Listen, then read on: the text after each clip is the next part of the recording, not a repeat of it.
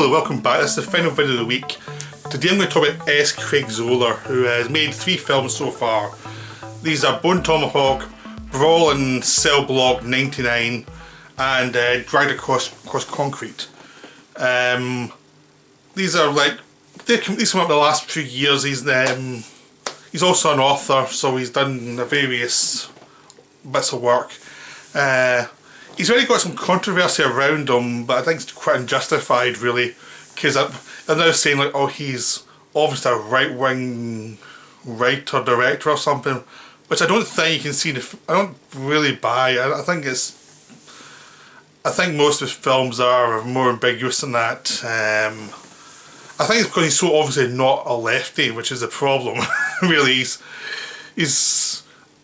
If you look at the films, I'd say he's much more like look at the problems in society and what people are like, rather than having any kind of like ideological spot that he's trying to push forward.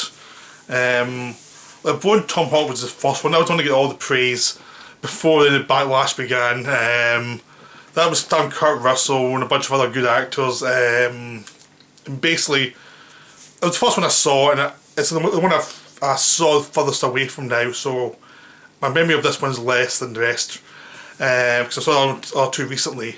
This one is about them, a kidnapping, Indians kidnap a white woman, and they have to go, Kurt Russell has to lead these people into like enemy territory to try and get her back, and the husband's going on the mission with them despite being injured. He's got his foot's just all messed up. Played with Patrick Wilson. He's just a liability in lots of ways for the mission, but he still keeps coming, and I actually respect the fact that he keeps coming with them. You know, you've got lots of fun character actors, lots of darkness. You see a lot of the characters, and you see a lot about the background of a lot of the characters. They all kind of know each other a little. Everyone has his opinion of other people, and it's a slow build for the first 2/3 of the film, with these people trying to get on, trying to get through this dangerous land, trying to deal with a situation that's slowly out of their control, and they're determined to get this done, to actually fight back against the Indians who have stolen one of the people. That's just not allowed. So they're determined, despite the fact that everything's danger, they're going to go do this. And then the final third comes. Like, I'm not just going to get any spoilers here. All hell breaks loose. Everybody gets it much worse than they expected. It's a pretty brutal ending. It's not a very happy ending for most people in this film. And it's quite an interesting thing, is because the audience have expectations that because these are the heroes, they're going to go and they're going to do something heroic. Like, even through this 2/3 of the film of hell, they're going to get there and they're going to be heroic and they're going to get her back and everything's going to go well. And it doesn't work out that way. People get really brutally murdered in this film. It's like really brutal. It's like, this is actually what happens when you try and do this. There's no guarantee of success. And that's what's wonderful with the film, because these people are very human. You're behind them, you really like them despite their flaws, and then they go and face real evil. But it's not even evil, it's just this sense of evil of people who have not evolved with this society and who are savages compared to the rest of society. And it's a really brutal film. It's wonderful. It's a really wonderful film. I highly recommend it. It's done so well. The acting's so good. The atmosphere's so good. It's made in a low budget, but it just delivers. It just delivers so well. It's the stuff you don't expect from this film. You know, it just does things that you don't see in most movies. Then we went to Brawl In Cell Block 99. This is this follow-up. This is the big second movie, because whenever a film director has a big movie, their second one becomes this thing that has to be the best thing ever, or their career's going to go to a low level in most people's estimation because it's not as great as it should have been. So like, this is really kind of make a break for a lot of directors. Either second movie is going to be great or not. And actually, it's kind of ridiculous. I mean, a second movie is a second movie. You can go do a good second movie and then have a bad third movie. Or you could go have a mediocre second movie and then have a really good career. It's like a inflated media opinion more than anything that's actually relevant. The only thing that can really hurt you in a second movie is if you do something so bad that everyone hates you from then on in. Like, Richard Kelly had the thing with Southland Tales, that it was so hated, his second film, that it really crippled his career. I didn't think it was that bad, but a lot of people really hated it. So this was a fearful second movie type of thing, a fearsome second movie, but he did it well. This was starring Vince Vaughn as this skinhead guy who's like an engineer who's let go. He's a kind of guy that he's trying to do well. He's having trouble in marriage. He's trying to do well with it, even though he's got problems. He's got a temper. But he's trying to stay on the straight and narrow, but life just isn't going his way. So he ends up having to work with this drug dealer pal. But this pal treats him well, actually. His pal was actually, for his position, is pretty decent. And you see his life does get slightly better, even though it's criminal. But he is not comfortable with it. But it's just a working stuff trying to get on with his life and trying to control his temper and trying to have a meaningful life for himself in some way, despite all the outside tensions. So it's like, how do you survive in a life of hell is kind of the idea of this film. And then his life gets worse and worse. He's busted in a drug deal that wasn't his fault. And he goes to prison. He's just like, I'm going to have to try and survive this. It's like, it's not going to be great, but I'll keep my head down. I will survive it. I want to get back to my family. It was not a good break, but I will survive. And then he's told his family's been kidnapped. If he doesn't get sent to the worst hellhole ever, cell block 99, and kill a certain person in this cell block, his wife and child will be murdered.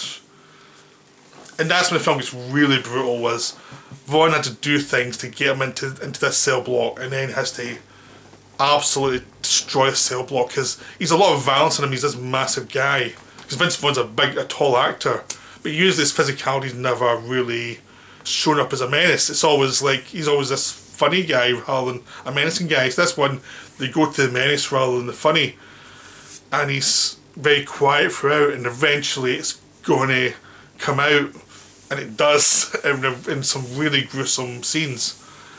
It's a wonderful film. I really love this, but it's a film that some people will hate. It's not a film you do as a second film expect everybody to love you for it. It's a brutal film.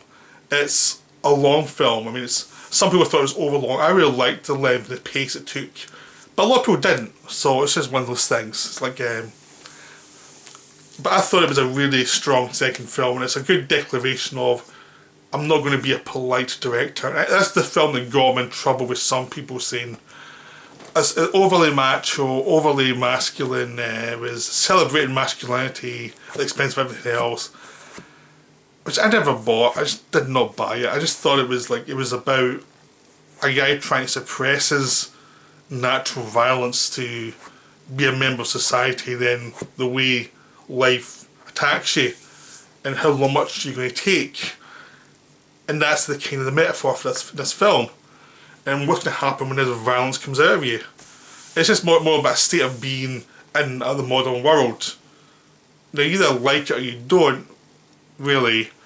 But I thought it was a genuine film. It was a genuine attempt to try and look at what's going on with certain kind of working class men. And using the metaphor of criminals and getting into the cell block as the kind of plot motive of what was about, which was about sort of like what happens when you suppress violence within yourself, and what happens when you don't express yourself. And it's all about the kind of the dark side of masculinity without it being like overtly criminal or overtly seedy or anything. It's just about things that are in people's nature that are just there. It's like, how do you suppress them? How do you deal with them? And I thought it was a very interesting film. I think it got a lot of backlash from stupid people who had their own political views that were saying, oh, we have to go against this masculine thing at the moment. And it's like, you don't really need to. You just have to look at every film with intelligence and see what it's about, and you know, just use your brain a little bit. So that was the second film. It got some praise, it got some backlash. I thought it was a wonderful second film. So I was really looking forward to the third film. Then I heard it was starring Mel Gibson, who I'm not a fan of. I'm really not a big fan of Mel Gibson. If you saw my Braveheart video, you know how much I hate that film. It's just, Mad Max is fine, but a lot of the other films I've never really liked that much. Even before all his problems with his arrests and things, there was just something about some of the films he made that I just didn't really cotton on to. It was just like, this guy's just not, this kind of, his sensibility is not for me. That's fine. I'll go watch stuff that I like. It's not a big deal. But he's very good in this film, though. That's the thing. Is like he comes in, he does this part as a member of a ensemble, even though it's sold on Mel Gibson and Vince Vaughn coming back as well as the other main guy. It's really 4 characters, and basically it's like 2 criminals and 2 cops. That's where they start out. The cops do an arrest that's seen on TV has been a bit brutal, when in fact, it's more, he gets suspended, but it's actually, it's kind of one of the things is, in a kind of sane society, it was seen as, okay, it was a bit brutal, but it was justified for what they were doing. But what they were doing was still horrible. So I mean, there was a reason for them to be complained about, but I think the punishment they got was a bit too far. So they're suspended for 6 weeks without pay, and the Mel Gibson character has a wife with MS and a daughter who's getting bullied as she walks home from school because they can't afford to live in a decent neighbourhood because the pay's so bad. Vince Vaughn's trying to get married to this woman who's a social worker who makes a lot more money than he does. He's more smart than he is. He's trying to live up to her expectation of him and not doing very well. And this suspension's like what he does not need, and his girlfriend's looking at suspiciously. He was wanting to marry her, and now this has come at the wrong time. So he's kind of like, again, like in Cell Block, he's trapped, a guy who's trapped, feeling trapped. And Mel Gibson's also is trapped by life, like things are going bad. Now, I saw some criticism saying, oh, you've been too sympathetic to these white guys, these privileged white guys, which is bollocks. These are people who are just working class stiffs who are trying to survive. They make a mistake, they get punished for it. The funny thing is, what they do inside, out of view of the camera, is actually much worse than what they do on camera. In that instant, I mean, the people catch them doing something on camera on a fire escape, then they go inside and do something much worse that's never seen. Then they come back out and they get caught for the least offensive thing they did, which makes it more interesting because it shows up the insanity of the system, but also shows they kind of had it coming as well. It's complicated. And even the thing about this is, yeah, you can complain, oh, it's privileged white guys, but they're not privileged, they're working class. And yeah, they're getting borne down by the criminality they're dealing with every day. They're getting destroyed by what they see of people and what people do to each other. And they're in the front line of that all the time, and they're just so cynical and so sick of it. So it's a problematic thing. They don't actually say everyone's right, this is right, this is wrong, this is a problem, this is a society problem. That being oversensitive about stuff isn't going to help. You have to look at what are the issues and how do you try and solve them. So with those 2 guys, there are 2 guys, one of which has just come out of jail for a minor offence, and now he's back going to see his mother, because while he's been away, he was a low-level criminal. While he's been away, his mother's come back to prostitution again. So he gets rid of the person she's sleeping with. He tries to clean her up. He's a brother who's handicapped, he can't walk. He's into video games. The brother wants to design video games and get out of the kind of poor area they live in. So he's trying to find a score that will help him get his brother out and help himself as well. and his pal, played by Michael J. White, who has a score lined up, is a bit dodgy, but they have a bond. I can't remember the actor who plays this other guy. He's very good though in the film. I can't remember his name though. And it's basically these four guys as they slowly edge towards like a confrontation with each other, because they're both going towards the same score from different points of view, because the cops realising they need money, and Gibson actually manages to twist Udo Kier plays this dodgy businessman, and Mel Gibson kind of uses what he knows in the guy to actually get him to give up a score so he can make some money at least while he's suspended, because he's just so burnt out now that after his daughter's been like attacked for the 4th time, he's just had it. Like he didn't care how he does it, he's going to get some money and get his family out of there. So this sets up a situation where these 4 guys are coming towards the same score, and you watch the score slowly unfold over time. Over like 2.5 hours. This is a 2.5 hour film, but it doesn't feel like a 2.5 hour film. All the characterization's good, the acting's good, you're getting more and more detail about the characters as they go along. You start to see what makes them tick. All 4 characters are treated equally by the story. I mean, the billing makes you much more interested in the Mel Gibson stuff to begin with and the Vince Vaughn, but as you go along you get invested in all 4 characters. They're all in it for their own reasons, and they're all very human. And you've got some Eurotrash criminals who everyone's trying to take down, that are deserving of your hatred, who are just total scumbags, who do some horrible things to people. And you just watch this situation unfold. It's like, if the Bone Tomahawk was about the dark side of heroism, or like what happens when you try and be heroic sometimes, and Cell Block 99 is about suppressed violence, this one is just about the economics that just take their impact on people, and like all of these people feel they can't get out of the situation anymore. They've all burnt out, they've all went through so much they can't really face the way their lives are going, so it makes them much more desperate and much more brutal than they would normally be. And it also makes them very paranoid about each other. Everyone's paranoid, everyone wants to get ahead and get away, and everyone thinks they're going to get double crossed. And it's a character study of people in difficult life situations trying to survive, and what do they do, and how do they succeed, how do they fail, all of that stuff. So it's a wonderful film about compromises and amidst like failure, and how you try and keep going even as thing after thing goes wrong. There's a couple of little plot points that you can see coming, but most of the time it takes some interesting little turns about where it's going to go and what's going to happen. It takes its time. I mean, it has the same thing Tarantino has, where he lets things flow, and sometimes things flow too long. But this one didn't bother me as much because I really liked the characters, so it was, even the stuff I could say, well, you could have lost that. I really liked the scene, so it didn't really matter to me. But these are really good films. I'd highly recommend all of them. They're all very good. They're all really worth seeing. I try not to spoil it much too much. I mean, the only thing I really spoil was stuff that was kind of implied in the film usually.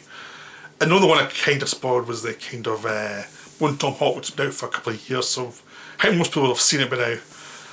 So I hope you enjoyed this video. If you like Zahler's films or you don't like them, please comment below and say what you think of them. I'd like to know. It's really interesting to hear. But I really enjoy talking about these films because they're interesting, and they're... After Bone Tomahawk, I thought his films would get more like attention than they have. It just feels like they've been like slightly... they're not politically correct, so they've been kind of ignored. And I think that's a shame because he's making some really good films and some really important films that should be seen. Because a good genre looks at modern life. So they take modern life and use a genre to talk about modern life. And I think that's very hard to do, and I think it's a shame they're not getting the attention they deserve. He makes films that feel like they could have been made in the 70s. He's really a very 70s style director, not in a like I'm ripping off someone's style from the 70s, much more like the attitude of life's compromised, things can go wrong. Most of these characters you're going to see in this film are going to get damaged pretty badly. It's that kind of attitude which I think I really like, and I really wish we'd see more of that, and I really wish this film were supported more, instead of getting a lot of bullshit about the two masculine or something. Really, that's a waste of time. Anyway, I hope you enjoyed this. I'll see you next week with some more videos. Right, bye.